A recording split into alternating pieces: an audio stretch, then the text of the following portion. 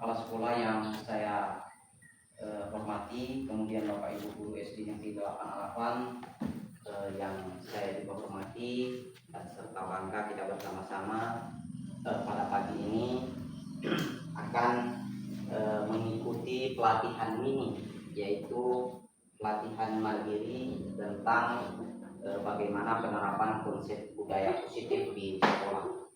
Hal ini saya sangat bangga sekali baik kepada kepala sekolah dan seluruh Bapak Ibu guru SD Negeri 88 yang hari ini memberikan kesempatan dukungan untuk kelancaran pendidikan calon guru penggerak Angkatan 10 Kabupaten Sulu. Terima kasih saya ucapkan sebesar-besarnya yang telah memberikan ruang kesempatan kepada saya untuk menyampaikan pentingnya budaya positif di sekolah kita. Baik, saya akan memperkenalkan diri saya. Mungkin Bapak Ibu sudah tahu juga, nama saya Darlisman, kemudian CGP Angkatan 10 Kabupaten Sulu, unit kerja SD Negeri 88. Seterusnya sebelum saya ke materi, saya minta Bapak Ibu guru untuk sebentar berdiri karena kita akan melakukan briefing sebentar. Ini harapan saya kepada Bapak Ibu guru, semoga dapat berdiri.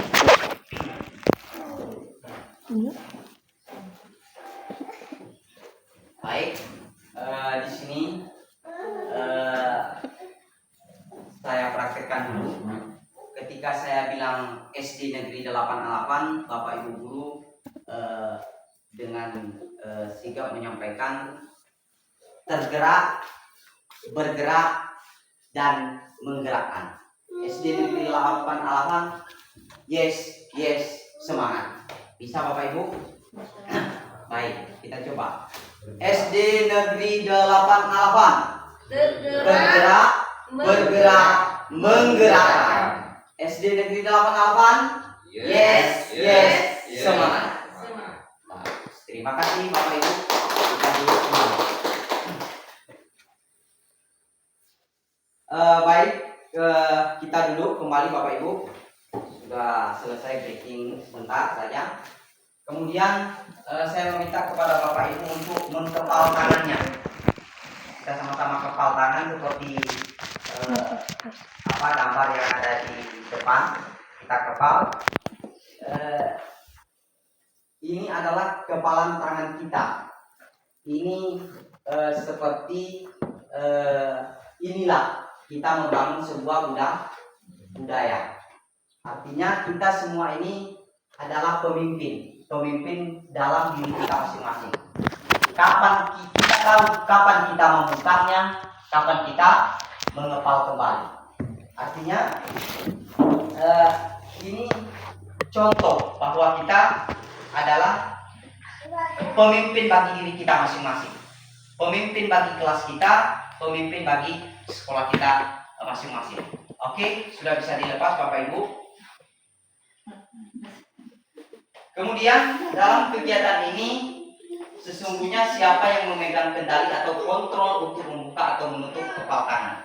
Artinya kita semua tidak hanya menunggu dari kepala sekolah, harus bergerak, harus tergerak, harus menggerakkan. Kita bukan hanya menunggu perintah saja dari atasan atau dari wakil kepala sekolah, dari operator, dari berbagai macam. Tapi kita punya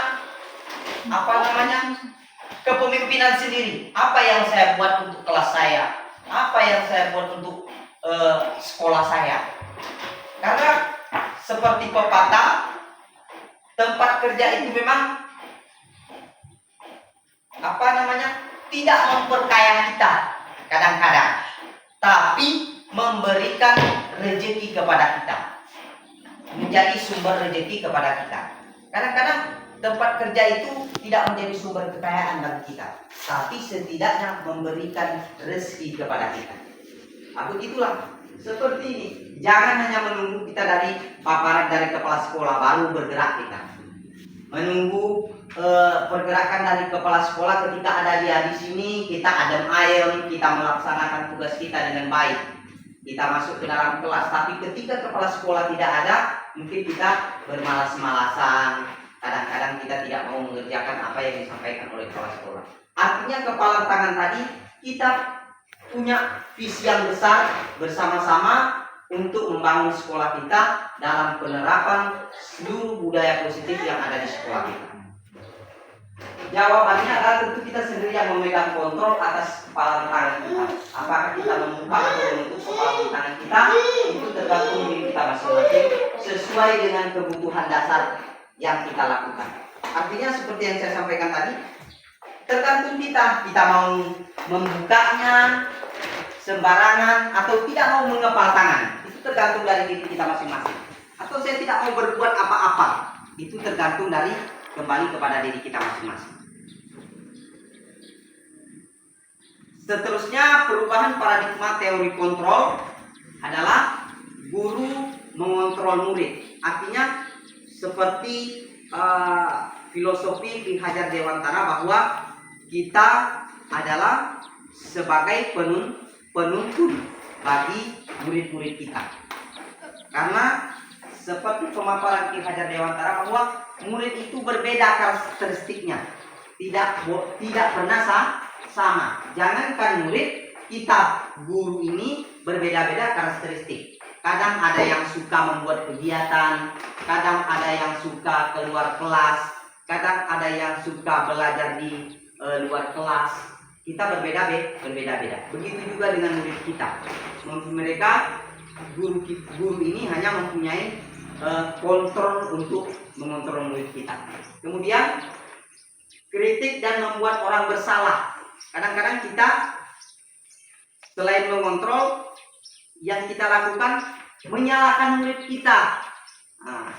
Salah yang dilakukan murid kita, kesalahan yang dilakukan murid, itu yang kita ungkit-ungkit, kita sampaikan di depan teman-temannya.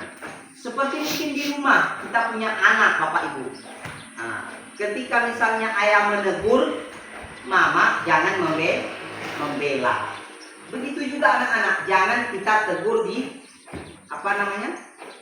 di depan teman-temannya, tapi panggil dengan pendekatan persuasif atau individu. Jadi itu akan lebih efektif daripada kita mempermalukan. Apalagi sekarang sudah ada peraturan pemerintah tidak boleh bullying. Kadang-kadang kita hanya memandang murid yang bertengkar, tapi kita tidak menyadari bahwa kita guru sebenarnya melakukan bullying atau kekerasan kepada anak kita. Kekerasan itu bukan hanya berbentuk harus kita pukul, tapi dengan menjatuhkan mentalnya, itu salah satunya. Kemudian dapat menguatkan karakter juga. Tujuannya tadi apa? Kita dengan melakukan pendekatan persuasif atau individu, kita dapat menguatkan karakter anak. Itu tujuan dari paradigma teori kontrol. Kemudian bahwa semua penguatan positif efektif dan bermanfaat. Jadi pendekatan yang kita lakukan, baik itu secara persuasif, kita panggil pendekatannya secara pribadi, kita sebagai wali kelas dengan murid kita, juga akan bermanfaat dan efektif. Begitu juga kita menjadi seorang pemimpin. Tidak boleh kita misalnya bilang, oh Pak Aiman, kesalahan begini-begini. Pak Kepala Sekolah kita sudah mencontohkan kepada kita bahwa beliau sangat mendukung apapun yang kita lakukan. Bahwa beliau sebagai penuntun kita, tidak ada lagi dia egois dengan pendapatnya sendiri. Tapi bagaimana menuntun pendapat-pendapat kita menjadi sebuah karya yang kita lakukan.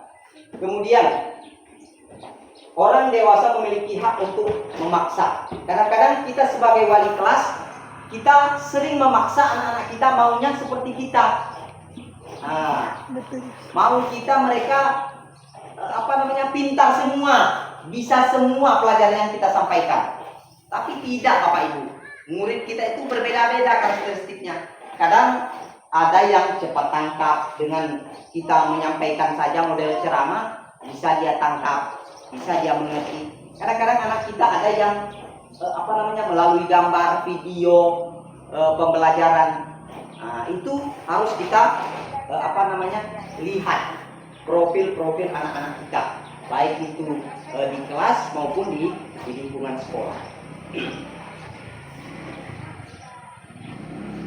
Kemudian beralih ke budaya positif.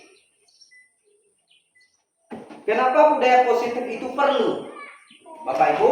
Karena suasana positif sangat mendukung terlaksananya pembelajaran yang kondusif. Suasana positif akan membuat lingkungan belajar yang lebih menyenangkan, sehingga proses belajar dapat berjalan tanpa beban dan tekanan, melainkan keinginan dan kesadaran dari dalam diri peserta didik.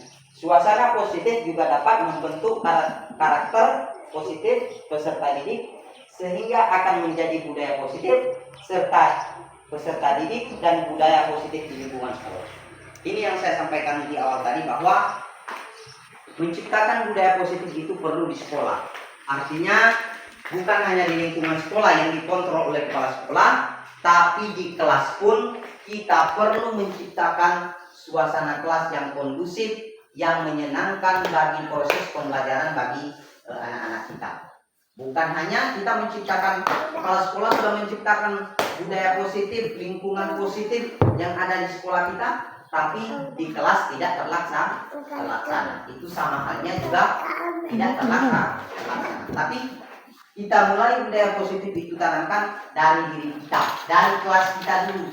Nah, tidak usah kita berpikir, oh kepala sekolah begini aturan-aturannya, ini menjadi beban bagi saya. Itu tidak usah kita pikirkan, tapi kita jalankan. Mungkin seperti pendidikan calon guru penggerak yang saya ikuti ini, kalau mungkin dijadikan sebuah beban sangat berat. Waalaikumsalam. Banyak tugas-tugas, banyak pembelajaran yang baru yang saya temukan. Tapi bagaimana saya membagi waktu saya untuk bisa sekolah bersama-sama dengan Bapak Ibu guru, kemudian berbagi pengalaman dengan Bapak Ibu guru, bagaimana kita mensiasati bahwa kita mampu. Begitu juga kita wali kelas, begitu juga kita sebagai guru. Kadang-kadang kita dikasih tugas menjadi sebuah beban, berat. Seperti sekarang PNM berat bagi kita. Tapi kenapa berat? Tidak kita laksanakan. Kadang-kadang kita menunggu kalau seperti main bola, semifinalnya baru dikerjakan. Kalau pengisian itu biar aja dulu mereka. Kadang-kadang baru kita takut, besok semifinal. Baru mulai sibuk mengumpulkan segala yang kita inginkan.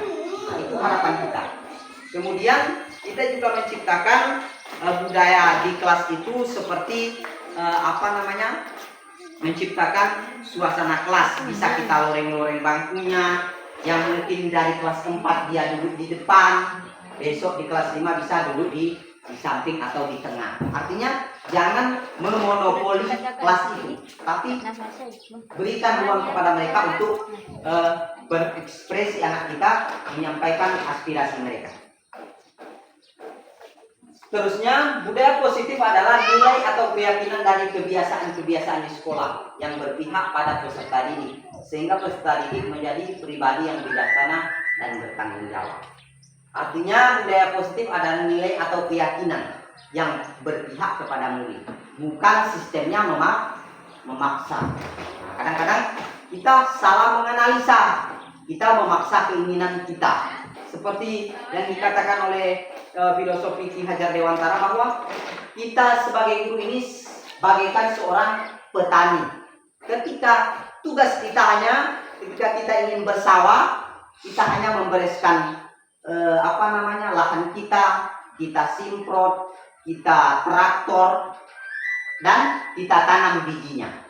Tapi kita tidak bisa memaksa padi itu harus tumbuh, ada rambutan di situ buahnya, ada jagung, ada bawang. Satu padi yang kita tanam, tapi maunya kita semuanya bisa dia buahkan. Itu mustahil juga bagi peserta didik. Kita menginginkan peserta didik kita semuanya pintar, semuanya bisa, tapi mungkin pendekatan yang kita lakukan, pembelajaran yang kita lakukan mungkin tidak sesuai. Karena anak itu ada kodrat alamnya sendiri. Kita tinggal membimbing saja apa kemauannya. Kadang dia hebat di nyanyi, kadang dia hebat melukis, kadang dia hebat mengaji, kadang dia ada pintar matematik. Itu juga berbeda-beda di kelas. Artinya kita melakukan pembiasaan. Dia biasanya di mana? Dia biasanya di bola, dia biasanya di lari, dia biasanya di pidato. Jadi semua kita harus menyampaikan hal-hal itu kepada peserta didik kita. Seterusnya, apa makna disiplin? Dikutip dari Kemendikbudristek yang menerangkan bahwa berasal dari bahasa Latin seperti yang disampaikan, artinya belajar. Makna asal dari kata ini berkonotasi dengan disiplin diri dari murid Socrates dan Plato. Disiplin dari membuat orang menggali potensi menuju sebuah tujuan apa yang dihargai. Namun dalam budaya kita, makna kata disiplin telah berubah menjadi sesuatu yang dilakukan seseorang pada orang lain untuk mendapatkan kepatuhan. Kecenderungan umum adalah menghubungkan kata disiplin dengan ketidaknyamanan. Seperti yang terlihat di layar bahwa disiplin itu, Bapak Ibu, menjadi sebuah kebiasaan dulu bagi diri kita. Baru kita bisa disiplin. Artinya kita dulu pun harus membiasakan disiplin, datang tepat waktu. Kadang-kadang kita datang tepat waktu ke sekolah. Jam 8 kita sudah di sekolah, tapi kita tidak disiplin masuk ke kelas. Kadang-kadang kita datang setengah 9, setengah 10. Kadang-kadang kita disiplin ke kelas. Itu perbedaan-perbedaan yang ada di sekolah, baik bukan hanya di sekolah kita ini, tapi di beberapa sekolah yang ada di Provinsi Aceh dan Kabupaten Sulu. Artinya mulai dari sekarang kita melakukan pembiasaan diri kita mulai dari diri kita. Artinya ketika ada kegiatan di sekolah, jangan kita ini semuanya yang handle kepala sekolah, ini semuanya yang handle Ibu Alvita sebagai koordinatornya. Saya tidak mau, saya tidak ada tugas. Jadi artinya disiplin itu bukan hanya datang ke sekolah, tapi semua kita disiplin di dalam kegiatan sekolah, seperti belajar mengajar, seperti kita disiplin membuat kegiatan dan lain sebagainya. Bukan hanya sekedar datang disiplin tapi tidak berbuat apa-apa untuk kemajuan sekolah. Seperti saya bilang tadi, tidak mungkin kepala sekolah bisa maju sendiri. Tidak mungkin kepala sekolah bisa membangun sekolahnya sendiri tanpa harus ada dukungan dari kita sebagai dewan guru. Artinya kita tidak usah memberikan uang kepada kepala sekolah. Kita tidak usah memberikan apa-apa kepada kepala sekolah. Tapi ketika kita melaksanakan seluruh kegiatan program-program di sekolah, itu salah satu yang diinginkan oleh kepala sekolah, yang menjadi tujuan untuk kemajuan sekolah. Kemudian seterusnya, disiplin positif adalah pendekatan yang digunakan untuk mendidik anak melakukan kontrol diri dan pembentukan kepercayaan diri tanpa kekerasan. Yang pertama, tanpa ancaman, melainkan komunikasi tentang perilaku secara efektif antara guru dan pesertanya. Kemudian peserta didik diajarkan untuk memahami konsekuensi dari perilaku mereka untuk menumbuhkan rasa tanggung jawab dalam diri mereka, sesuatu tanpa sogokkan ancaman atau hukuman. Ini adalah pintar, tapi pendekatan yang kita lakukan kadang-kadang belum sesuai. Kemudian peserta didik diajarkan memahami konsekuensi atau perbuatan yang dia lakukan. Apa efeknya, apa dampaknya untuk kamu ketika kamu melakukan ini tidak belajar, apa dampaknya untuk orang lain? Kadang-kadang anak-anak kita ada yang bertengkar. Pendekatan yang kita lakukan, apa dampaknya ketika kamu selalu bertengkar? Kemudian apa manfaatnya? Kemudian kita membuat juga keyakinan-keyakinan kepada anak-anak kita. Keyakinan itu apa? Seperti kalau kita guru ini, apa ya keyakinan kita? Kita lihat visi misi sekolah ini. Apa visi misi sekolah kita? Kita lihat. Jangan hanya kita baca, kita pahami apa tujuan kepala sekolah ini. Nah, kita lihat di visi misi. Begitu juga di kelas. Kita kadang-kadang bukan hanya Bapak Ibu guru, saya juga dengan tapi belajar ini ke depan akan kita perbaiki. Artinya kita membuat kesepakatan dulu dengan anak-anak kita. Apa yang boleh dibuat, apa yang tidak boleh dibuat, dan apa yang harus ditingkatkan. Artinya seperti peraturan kelas atau keyakinan bersama. Boleh tidak saya bergaul dengan kelas 1, saya memukul anak kelas 1. Jadi dia baca, dia pahami. Begitu juga kita dengan guru-guru. Kita lihat visi misi kepala sekolah, apa tujuannya. Apakah hanya datang ke sekolah, tidak berbuat apa-apa, atau seterusnya. Disiplin positif akan melahirkan nilai-nilai kebajikan, yaitu profil pelajar Pancasila.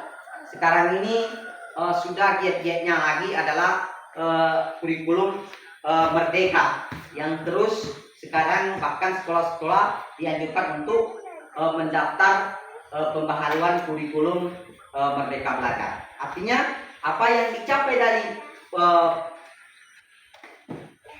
kurikulum merdeka belajar adalah menciptakan profil pelajar Pancasila. Profil pelajar Pancasila ini mencakup ada 6. Yang pertama, beriman bertakwa kepada Tuhan yang Maha Esa. Artinya keseluruhan bahwa tidak memandang perbedaan-perbedaan agama. Kemudian mandiri, anak-anak diciptakan untuk mandiri, kemudian bernalal kritis, berkebinekaan global, bergotong royong dan kreatif. Berkebinekaan global artinya kita tidak tertinggal oleh zaman. Anak-anak kita tidak tertinggal oleh zaman. Artinya bukan hanya guru-guru. Sekarang sudah banyak, bahkan ada kegiatan AMBK dengan melalui komputer untuk melihat kompetensi-kompetensi yang dimiliki oleh peserta didik kita.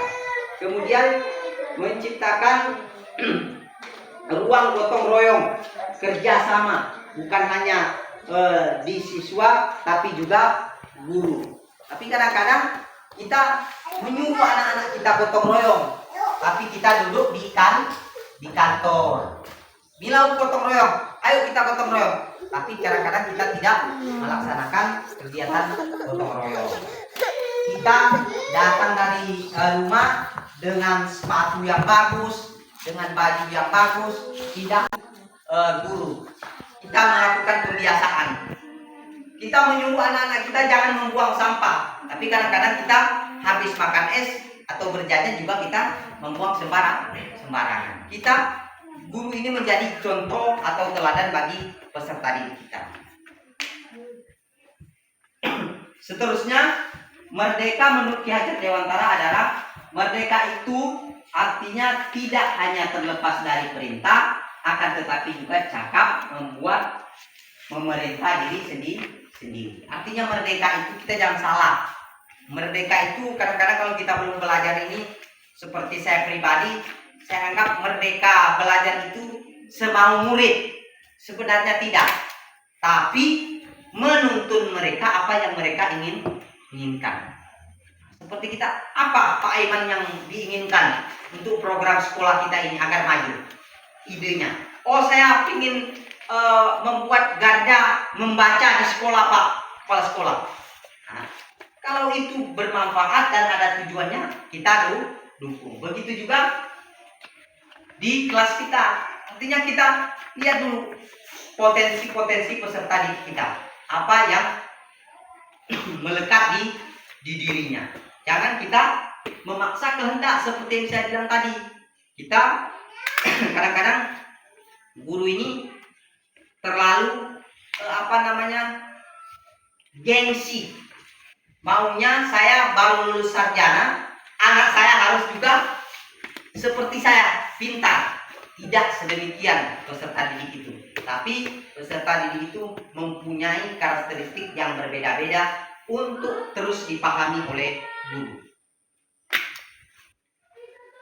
Kemudian, ini adalah contoh membuat keyakinan kelas. Seperti saya bilang tadi, bukan hanya di kelas, di sekolah ini kita buat keyakinan kelas kita. Seperti misalnya masuk tepat waktu, sebelum mata pelajaran masuk. Ini sering kita sampaikan kepada peserta didik kita. Nah, masuk kita tepat waktu, tapi tidak ada aturan di kelas. Kadang-kadang anak-anak kita lupa. Jangankan anak-anak, kita aja sebagai guru ini sering lupa. Nah, kita buat keyakinannya masuk tepat waktu. Jadi kita tidak ceramah lagi. Anak-anak, lihat keyakinan kelas kita apa. Masuk tepat waktu meskipun guru belum masuk ke dalam kelas. Kemudian menjaga kebersihan tempat duduk dan lingkungan sekolah. Ini padahal sudah kita laksanakan di sekolah, tapi tidak kita buat dalam bentuk tulisan. Kemudian permisi kepada guru jika ada keperluan ke kamar mandi atau keperluan lain. Ini kita sudah laksanakan, tapi tidak kita hubungi dalam bentuk tulisan. Artinya tidak ada anak-anak itu melihat, oh ini aturannya ya, ada aturannya. Seperti kita juga masuk kantor dinas pendidikan sekarang. Dulu memang disampaikan harus pakai baju dinas masuk ke dalam kantor dinas pendidikan, harus lengkap pakai baju dinas agar kami layani. Dulu iya, tapi kadang-kadang kita menabrak aturan karena tidak ada di situ tulisannya. Tapi sekarang sudah ada. Jadi tanpa dibilang pun kita sudah paham. Oh, ini tidak bisa saya masuk kalau menggunakan baju misalnya biasa atau baju yang lain. Harus saya ganti dulu dengan baju dinas. Begitu juga misalnya area-area di misalnya kita masuk rumah sakit, ada area dilarang merokok. Kita sudah tahu, tanpa pun harus ditegur lagi. Begitu juga di sekolah. Kita sudah paham, oh ini begini rupanya yang inginkan guru saya, harus masuk tepat waktu. Kadang-kadang anak-anak kita sembarangan saja, kita lagi menjelaskan atau mereka lagi berdiskusi, kadang-kadang dia sudah keluar untuk pergi ke luar kelas. Seterusnya, peserta didik dibiasakan membaca keyakinan kelasnya sebelum kita belajar. Minimal 1 bulan itu 2 kali mereka dibiasakan untuk membaca keyakinan kelas mereka atau aturan kelas mereka. Masuk tepat waktu, diulang-ulang. Ini namanya pembiasaan. Apa aturannya, apa yang boleh kita langgar. Begitu juga kita sebagai manusia. Diciptakan oleh Allah ini karena kita perlu pembiasaan. Jangan hanya kita sudah hebat di sini, tapi kita tidak mau melakukan pembiasaan. Seterusnya, contoh lain keyakinan kelas adalah hormat. Hormat artinya kami meyakini bahwa sangat penting untuk menghormati semua orang dan barang miliknya. Kadang-kadang anak-anak kita di kelas pinjam stipek, artinya tidak ada saling hormat di antara mereka. Tidak ada saling menghormati antara mereka sesama murid, apalagi kepada guru. Kadang-kadang mereka, anak-anak kita ini, kenapa mereka menghormati kita? Kadang-kadang karena ketakutan mereka. Bukan karena sesungguhnya memang betul-betul mereka menghargai kita. Ini salah satunya pembiasaan yang harus kita lakukan. Tidak ada kata, pinjam sebentar stipekmu, dengan santun dia mengambil. Ya, kembalikan dengan baik. Kemudian kerja, kami meyakini bahwa sangat penting untuk mengerjakan segala pekerjaan atau mengikuti kegiatan yang telah ditugaskan. Kadang-kadang ini sering terjadi di kelas yang kita rasakan, baik di kelas saya maupun kelas-kelas Bapak Ibu guru yang lain. Kadang-kadang anak-anak kita berikan tugas, kadang-kadang dia tidak mau mengerjakan. Kita berikan PR di rumah, kadang-kadang dia tidak, besoknya kita tagih dia tidak ada. Nah, ini salah satu kebiasaan-kebiasaan yang perlu kita lakukan kepada peserta didik kita agar mereka mau bekerja. Begitu juga sebagai kita guru, dibilang misalnya deadline-nya kita mengumpulkan soal pada tanggal 24, tapi masih ada juga yang belum siap. Nah, begitu juga kita bukan hanya peserta didik, tapi kita sebagai guru pun kadang-kadang ada juga tugas yang terbengkalai. Artinya apa? Tidak menjadi prioritas kita sebagai guru. Kalau pekerjaan, semua kita ini punya pekerjaan. Ya udah, saya bilang tadi di awal, kita kadang-kadang menunggu semifinal dulu. Semifinal baru sibuk. Oke lah kalau semifinal itu berjalan dengan baik. Berjalan dengan baik apa? Lampunya hidup, jaringannya hidup, semua ada yang kita inginkan. Tapi kalau kondisi kita di Alavan ini kadang-kadang di semifinal itulah juga lampu itu sibuk mati, jaringan susah. Seperti saya rasakan di program pendidikan guru penggerak ini. Saya harus ke Simpang Patriot sana. Kadang-kadang kalau tidak ada Zoom seperti hari-hari ini, sudah 4 hari nih, jaringan normal-normal saja, lampu hidup siang dan malam, tidak ada matinya. Tapi ini mungkin di tanggal 21 ini, 22 nanti, saya tidak tahu. Ini hari-hari Zoom saya juga, kadang-kadang dia akan mati lagi. Tapi apa? Jangan menjadi beban. Sudah saya bilang, kita guru ini juga diberikan hak dan tanggung jawab. Tanggung jawab kita apa? Jangan kita hanya menuntut saya belum kajian ini, TPP saya belum lancar ini, sertifikasi saya belum lancar ini, saya malas ke sekolah.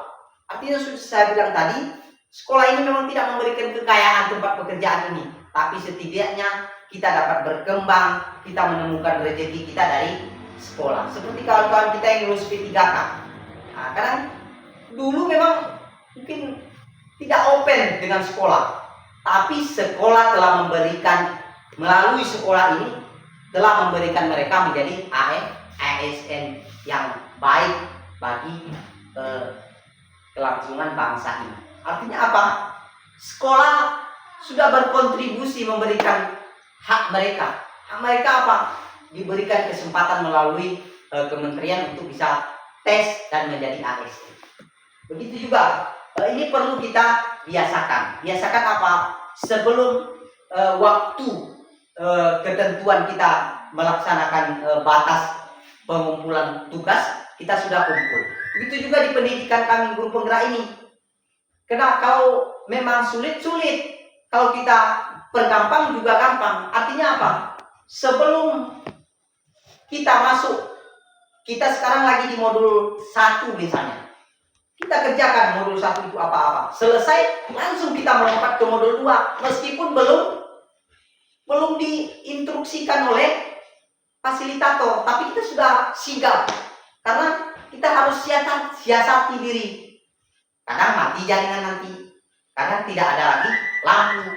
Kalau saya menunggu di tanggal 24, begitu juga seterusnya. Kemudian diterima dan dimiliki. Kami meyakini bahwa sangat penting untuk merasa diterima pada suatu kelompok dan saling peduli satu dengan yang lain. Artinya apa? Kita ciptakan budaya saling menerima.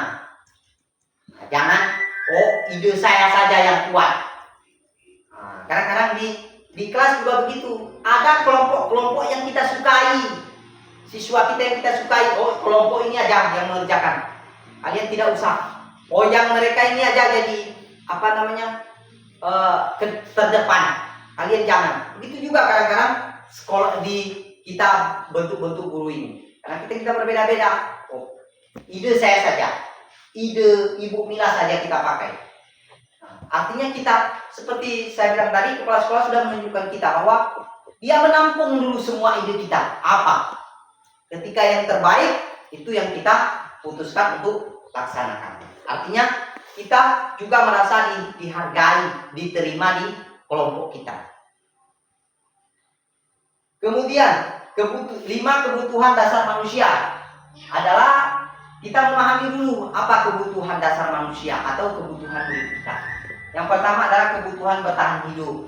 Artinya kita semua manusia ini membutuhkan kebutuhan bertahan hidup ini seperti makanan dan minuman. Kita juga membutuhkannya.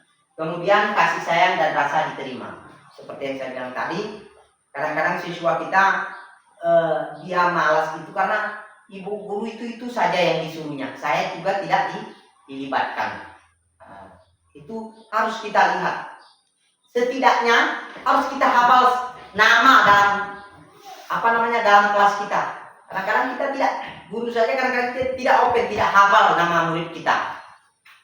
Jadi itu harus kita biasakan. Kemudian kebutuhan pengakuan atas kemampuan. Artinya kita perlu juga melakukan pengakuan. Kamu hebat, kamu bisa, dan kamu terbaik. Itu perlu kita sampaikan kepada peserta didik kita agar menjadi kebiasaan bagi peserta didik. Kemudian kebebasan, kebutuhan akan pilihan. Artinya apa? Kita belajar itu mereka punya kebutuhan masing-masing. Kamu bisa mengerjakan misalnya PR kamu melalui apa? Yang bisa. Oh, saya melalui video, Pak. Saya harus melihat videonya dulu baru saya bisa kerjakan. Kadang-kadang itu ada begitu juga. Begitu juga kita guru-guru. Kadang-kadang saya tidak bisa menulis jelek tulisan saya. Biar misalnya ibu yang menulis, Ibu Mila. Oh, saya di pidato saja. Kadang-kadang itu kebutuhan yang berbeda-beda yang perlu kita terus melakukan kebiasaan. Kesenangan, kebutuhan untuk merasa senang. Semua siswa atau peserta didik harus kita senangkan. Artinya jangan ada dalam sebuah tekanan. Karena dengan begitu mereka tidak akan berkembang. Kemudian 5 posisi kontrol guru. Yang pertama adalah penghukum, kemudian pembuat rasa bersalah sebagai teman, pemantau, dan manajer. Ini semuanya ada dalam diri kita. Sebagai seorang guru, saya sebagai penghukum, saya sebagai teman juga. Ada yang pendekatan begitu. Saya sebagai pemantau saja. Jangan bertengkar, udah itu. Itu sebagai hanya pemantau. Kalau kita penghukum itu sudah tahu, langsung kita berikan hukuman. Ada yang merangkul sebagai teman. Ada juga yang membuat rasa bersalah. Selalu yang disalahkan dia, yang selalu diberikan kesalahan kepada dia. Kemudian yang paling efektif yang perlu kita tanamkan adalah sebagai manajer. Manajer ini artinya kita sebagai kontrol sudah di situ, kemudian pemantau juga di situ, kemudian penghukum juga di situ, dan pembuat rasa bersalah semuanya ada di manajer. Artinya apa? Manajer ini bukan kita menghukum, bukan kita memberikan kesalahan, kita juga tidak efektif kita menjadi teman bagi mereka. Tapi kita, oke lah kalau anak SD, tapi kalau kita menemukan anak-anak kita sudah SMA atau SMP, tidak efektif juga. Kita juga menjadi teman mereka. Itu juga bisa berbahaya kepada peserta didik kita dan kita. Oke kalau anak-anak kita anak SD, tapi kalau anak SMP, SMA itu tidak efektif menjadi teman, tapi kita menjadi manajer. Yang perlu kita tanyakan adalah apa kesalahanmu, apa dampakmu, dan apa keyakinan kelasmu, dan apa yang harus kita perbaiki ke depan. Itu salah satunya. Seterusnya berikutnya adalah contoh penerapan dikutip dari halaman YouTube Kemendristek. Ini salah satu contohnya tentang penerapan sebagai seorang manajer. Kita sama-sama melihat videonya bersama.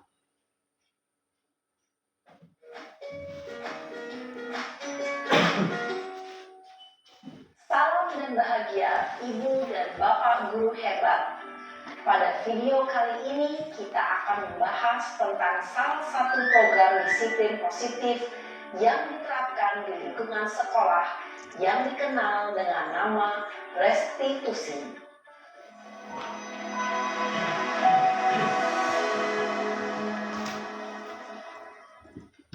Restitusi dikembangkan oleh pakar pendidikan Diane Dawson, berlandaskan pada teori kontrol Dr. William Glasser. Segitiga restitusi adalah suatu proses dialog yang dijalankan oleh guru atau orang tua agar dapat menghasilkan murid yang mandiri dan bertanggung jawab. Pada saat guru di posisi manajer, aspek yang dikembangkan pada murid adalah motivasi intrinsik, sehingga penanaman nilai-nilai kebajikan dapat tumbuh dan berkembang menjadi suatu kebiasaan positif yang akhirnya membentuk karakter murid. Proses dialog ini terdiri dari 3 langkah yang digambarkan pada ketiga sisi pada segitiga restitusi. Sisi pertama adalah menstabilkan identitas. Sisi yang kedua adalah validasi tindakan yang salah. Dan sisi yang ketiga adalah menanyakan keyakinan. Ibu dan Bapak guru, berikut ini akan ditunjukkan bagaimana seorang guru berada dalam posisi manajer menggunakan penerapan segitiga restitusi.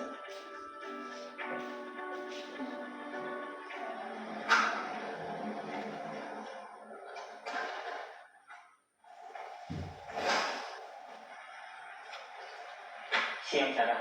Siang, Pak. Sudah lama gak ketemu Sarah. Kenapa hari ini ada di sini? Kesel, Pak. Kesel banget. Masa aku dikatain tukang fitnah, Pak? Ya aku marah lah. Aku balik ngatain Eka di depan kelas. Kesel banget. Oh, begitu. Ya pasti kamu marah dan kesal. Bapak juga akan marah apabila ada yang menuduh Bapak seperti itu. Kemudian, pada saat itu, kamu mau melakukan apa? Ya saya harus ngatain Eka lah, Pak. Kesel banget. Saya bentak-bentak dia di depan teman-teman lain. Oh, begitu. Pasti kamu melakukan seperti itu karena suatu alasan tertentu, kan? Iyalah, masa saya diam saja, Pak? Ya saya bela diri lah. Masa saya dituduh tukang fitnah? Ya, wajar lah. Mempertahankan harga diri itu sesuatu yang penting buat kamu. Untung kamu tidak bertindak lebih gegabah, hanya membentak-bentak. Iya, Pak. Untung saya masih bersabar dan hanya membentak saja. Sudah gemes padahal, saya pasti bela diri lah. Ya, pasti ya. Tapi kamu memilih untuk tetap bertahan dan bersabar. Kamu memilih untuk tidak berbuat lebih parah lagi, bukan? Iya. Nah, sekarang coba kita lihat lagi. Tindakan kamu yang bentak-bentak Eka di kelas. Tindakan kamu itu kira-kira sesuai dengan keyakinan kelas atau prinsip kamu tidak? Enggak lah, Pak. Capek, Pak, jadi pemarah. Jadi, keyakinan atau prinsip mana yang kurang sesuai dengan keinginan kamu? Ya, saya sebenarnya sangat menghargai orang lain. Mungkin saat itu saya menjadi emosi, jadi tidak menunjukkan sikap itu. Kamu meyakini tidak? Menghargai orang lain itu penting buat kamu. Yakinlah, Pak. Iya, setuju. Kita harus saling menghargai. Namun, ada juga keyakinan yang kita sepakati yang perlu kita jalankan apabila kita sedang marah, bukan? Ya, saya bisa lebih proaktif, mulai dengan diri sendiri. Saya bisa jadi lebih bersabar, mengambil waktu jeda untuk berpikir mau apa selanjutnya. Kira-kira kamu bersedia memperbaiki masalah ini tidak? Bersedia, Pak. Kalau kamu memperbaiki masalah ini, kamu akan menjadi orang seperti apa? Saya akan menjadi orang yang bertanggung jawab kali ya, Pak. Dan senantiasa proaktif. Iya, menurut kamu bagaimana rasanya menjadi orang seperti itu? Ya nyaman lah, bangga bisa bersabar dan menahan diri. Baiklah kalau begitu. Yuk kita pikirkan bagaimana memperbaiki masalah ini.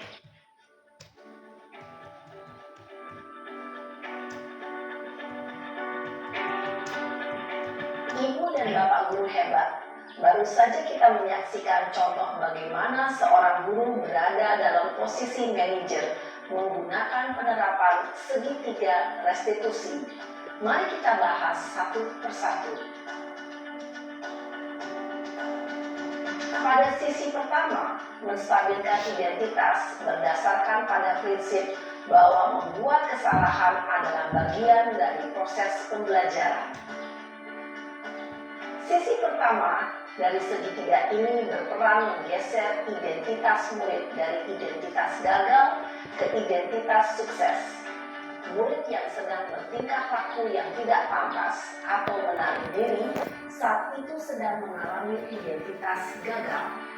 Bila kita mengkritiknya, maka posisinya tidak akan berubah.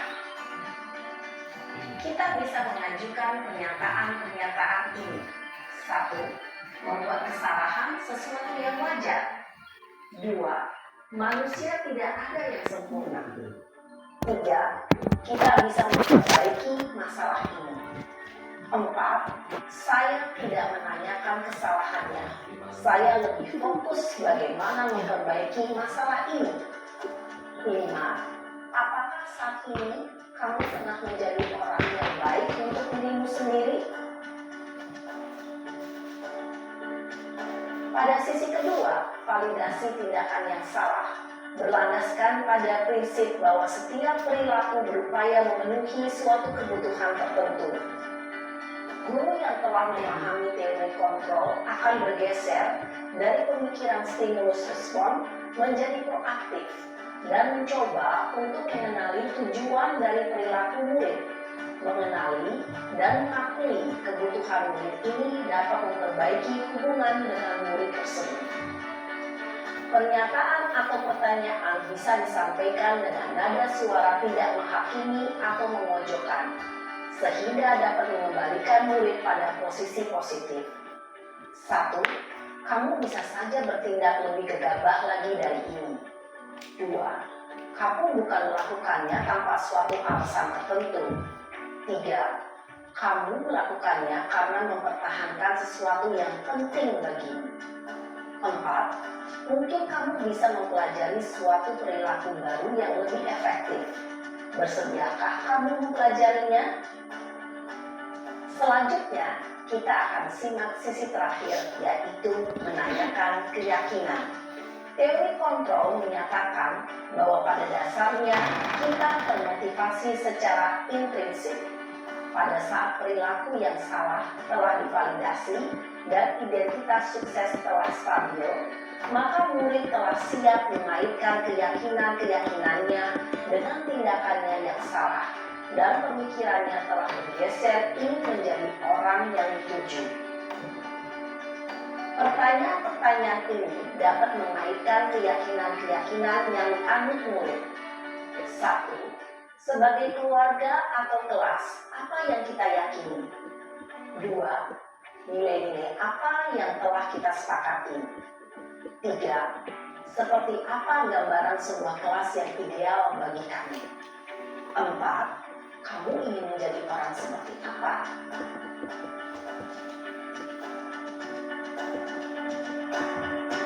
Dalam menerapkan segitiga restitusi, perlu diperhatikan beberapa hal, yaitu 1. Perilaku yang salah perlu dikaitkan dengan nilai-nilai atau keyakinan-keyakinan yang telah disepakati atau dituju. 2. Kesediaan orang yang melakukan kesalahan untuk memperbaiki masalah. 3. Pemecahan masalah sebisa mungkin relevan atau memiliki hubungan dengan masalah yang ada. 4. Usaha. Perlu adanya suatu usaha perbaikan dari pihak yang berbuat kesalahan. 5. Waktu.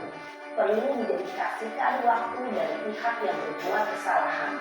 Tanyakan kapan akan mulai diberlakukan usaha untuk memperbaiki masalah.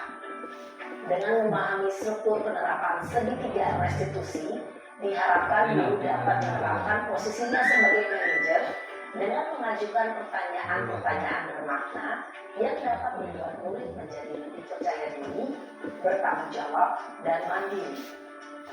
Nah, Ibu Bapak Guru perlu tidaknya mengikuti ketiga tahapan dalam segitiga restitusi bergantung pada ringan beratnya suatu permasalahan.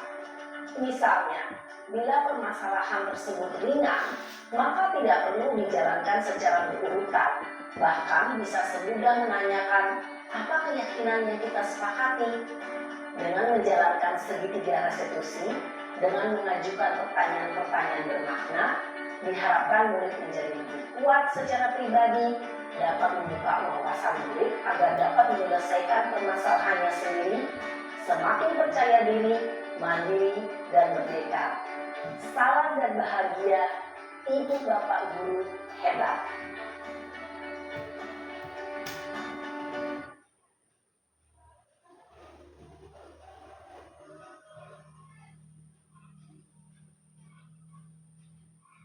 Baik, Bapak Ibu Guru, itulah tadi pemaparan sedikit dari tentang apa teori kontrol, manajer, atau restitusi, segitiga restitusi yang disampaikan oleh dari halaman Kemendikbud Ristek.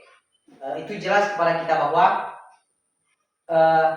dalam pendekatan penyelesaian masalah kita melakukan segitiga restitusi. Artinya kita mengidentitas dulu apa masalahnya. Kemudian menanyakan dampaknya kepada murid, dan seterusnya menanyakan keyakinan kelas. Apa dampaknya untuk diri dan untuk ke depan apa yang perlu diperbaiki. Kemudian restitusi ini adalah merupakan proses menciptakan kondisi bagi murid untuk memperbaiki kesalahan mereka sehingga mereka bisa kembali pada kelompok mereka dengan karakter yang lebih kuat. Ini menurut dari peneliti Gosen tahun 2004. Kemudian segitiga restitusi ini merupakan tahapan tindakan yang dilakukan guru yang bertujuan agar peserta didik dapat mencari solusi untuk masalahnya, dapat berpikir tentang orang seperti apa yang mereka inginkan, tahu bagaimana mereka harus memperlakukan orang, menjadi lebih memiliki tujuan, disiplin positif, dan memulihkan dirinya setelah berbuat salah, serta menjadi orang yang menghargai nilai-nilai kebajikan yang mereka percaya. Seterusnya, ini adalah segitiga restitusi seperti pemaparan tadi, mentalitas, menstabilkan identitas, memvalidasi tindakan yang salah, dan menanyakan keyakinan kelas. Seterusnya, ini pemaparannya menstabilkan identitas ini adalah mengubah identitas anak dari yang gagal karena melakukan kesalahan menjadi yang sukses, seperti pemaparan video tadi. Seterusnya ada validasi tindakan yang salah. Semua tindakan manusia yang baik atau buruk pasti memiliki maksud dan tujuan tertentu. Meskipun itu tidak benar, tapi mungkin ada tujuan tertentu yang dia lakukan. Seterusnya, terima kasih pemaparan tentang penerapan budaya positif pada pagi ini kepada Bapak Guru SD Negeri 88, juga Bapak Kepala Sekolah yang terhormat. Terima kasih atas waktu dan tempat yang sudah diberikan kepada saya. Mudah-mudahan tentang penerapan budaya positif ini sedikit demi sedikit atau bertahap bisa kita laksanakan di sekolah kita ini. Terima kasih. Mohon maaf jika ada dalam penyampaian yang tidak ada pada tempatnya. Saya mohon maaf. Kemudian terima kasih. Assalamualaikum warahmatullahi wabarakatuh.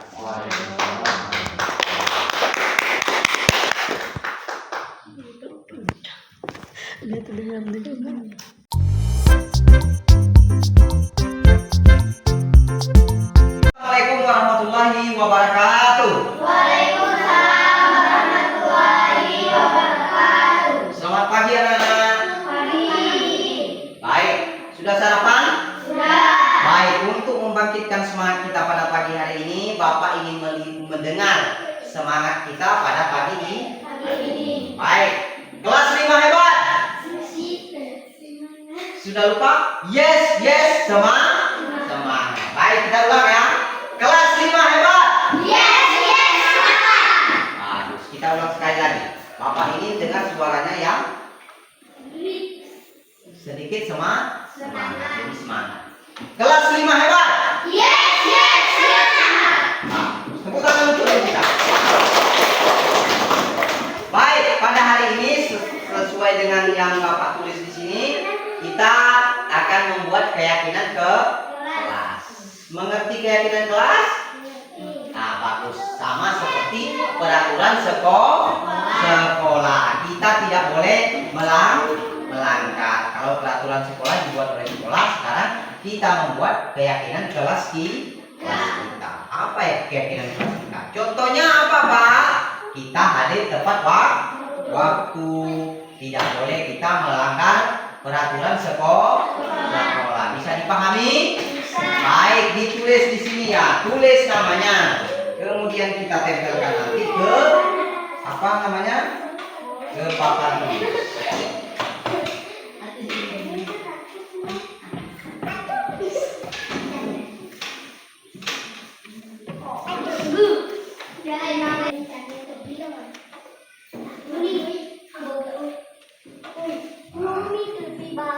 Ditulis nama dulu ya.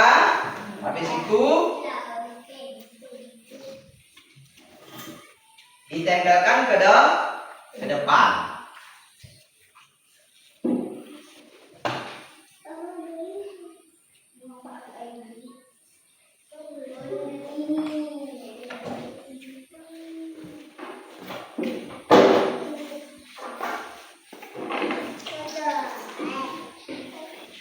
Keyakinan kelas itu seperti apa namanya, keluar, tidak boleh keluar masuk ke kelas, meminjam punya teman harus diminta, mengembalikan harus dikembalikan ke tempatnya. Jangan kadang-kadang kita meminjam stick habis itu kita ambil, kita lempar ini, nah itu tidak boleh. Sudah? Kalau sudah, tempelkan ke depan. Sudah, Fatin?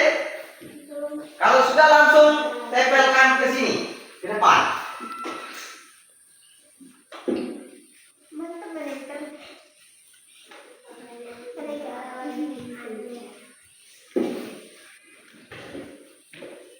Sudah, Richard?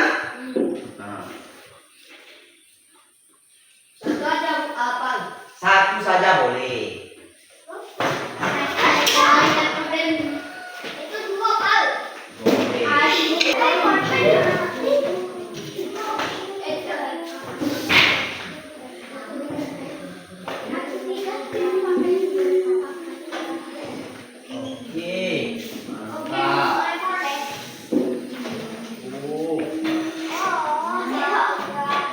Berapa orang lagi?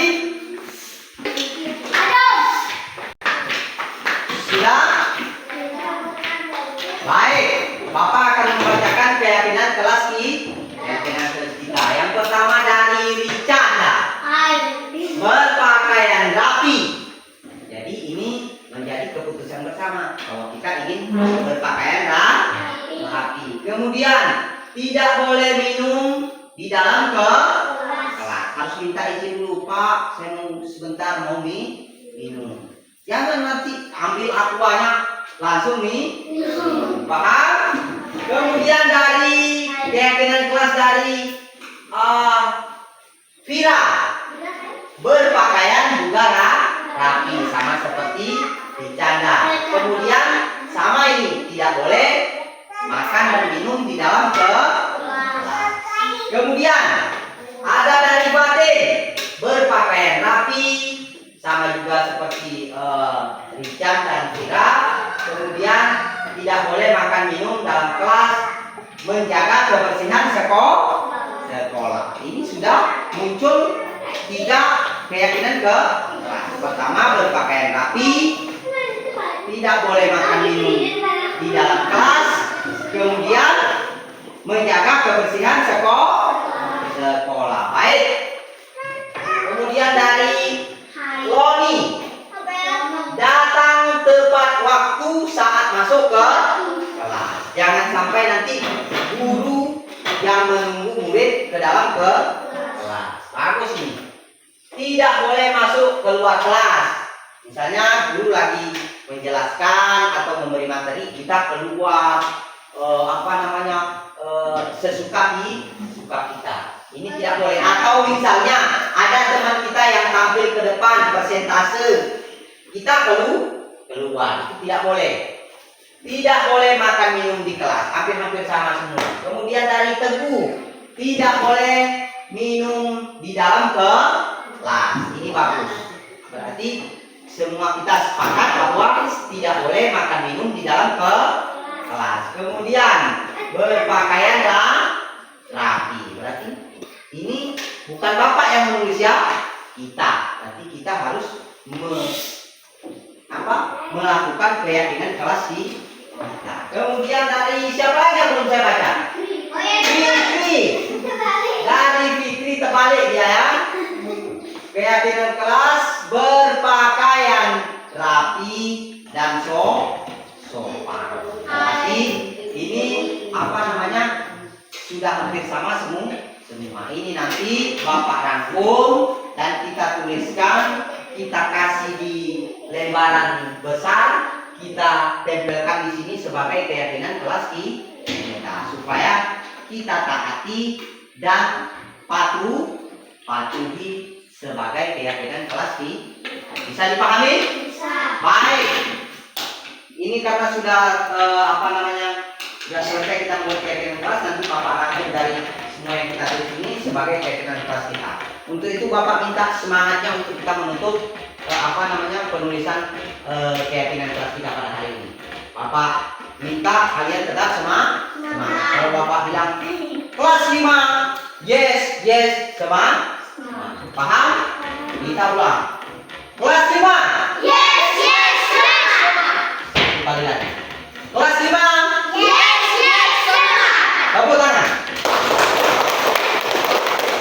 Terima kasih. Assalamualaikum warahmatullahi wabarakatuh.